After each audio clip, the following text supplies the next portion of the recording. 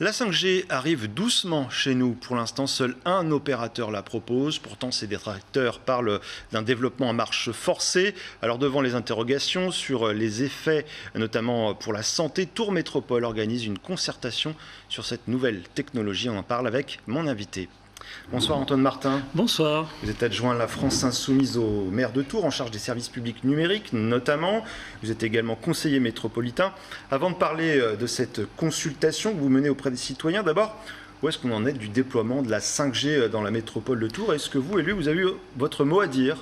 Alors, non, nous n'avons pas été consultés par le gouvernement. D'ailleurs, le gouvernement a choisi de faire un passage en force après la tribune que nous avons signée avec monsieur le maire et d'autres élus, d'autres maires, sur la demande d'un moratoire à l'échelle nationale.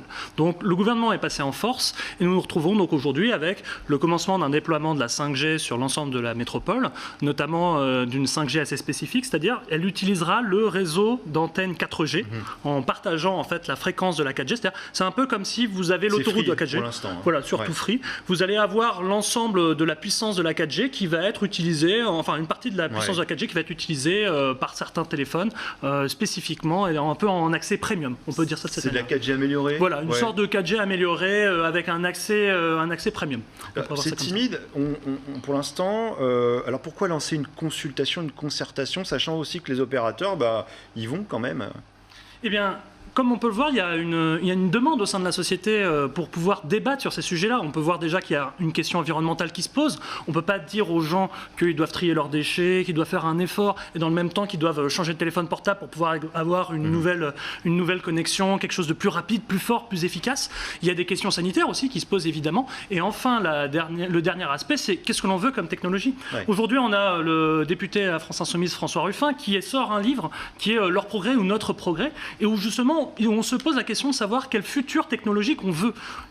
Jusqu'à présent, on a toujours vu la technologie comme étant un facteur de progrès humain, et depuis quelques années, on voit que ça n'est plus le cas. Pourquoi ne pas attendre le rapport de l'ANSES, l'Agence nationale de sécurité sanitaire de l'alimentation, de l'environnement et du travail, qui doit sortir ce rapport-là ce mois-ci ou le mois prochain, et qui doit justement trancher cette question sanitaire? Eh bien, ça fait longtemps qu'on souhaitait faire un débat sur cette question-là, mais comme vous voyez, on a des circonstances sanitaires un peu spécifiques depuis quelques mois. Je souhaitais organiser un débat pour ma part en présentiel, et donc aujourd'hui les circonstances font que, à force d'avoir décalé, nous avons fait un débat en visio, en distanciel, sur lequel on a convié à la fois des citoyens, des élus et également des associations, des acteurs économiques, pour pouvoir débattre et élaborer des préconisations sur comment accueillir cette technologie, de quelle manière, comment répondre aux questions environnementales et sanitaires. C'est un ensemble de choses où on va consulter des experts. Alors voilà, c'est pas ouvert à tout le monde, mais est-ce que les téléspectateurs pourront avoir accès aux résultats de cette concertation? Tout à fait. Déjà, les téléspectateurs pourront avoir accès à l'ensemble des avis d'experts. Donc nous allons avoir Cédric Villani qui a choisi d'intervenir. Nous l'avons invité sur ce sujet-là. Ensuite, une fois que l'ensemble des participants se seront mis d'accord, auront fait un ensemble de préconisations, ils vont revenir au conseil métropolitain, puis dans les conseils municipaux. Donc il faudra s'attendre à revoir encore de la 5G dans les conseils municipaux de Tours et à la métropole de Tours. Ouais, en un mot, cette technologie, elle ne va pas seulement nous servir pour nos téléphones, elle va servir aussi, on parle de la médecine, etc. Quelles sont les applications?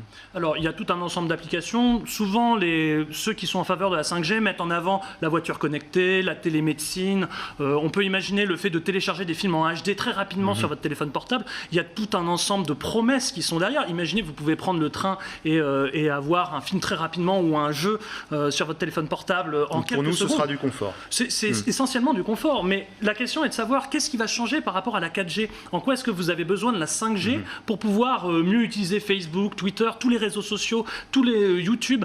En fait, au fond, jusqu'ici, non, il n'y en a pas besoin en soi. En tout cas, vous avez tranché pour votre part. Merci beaucoup Antoine Martin de nous avoir parlé donc, du déploiement de la 5G chez nous à Tours. Merci à vous.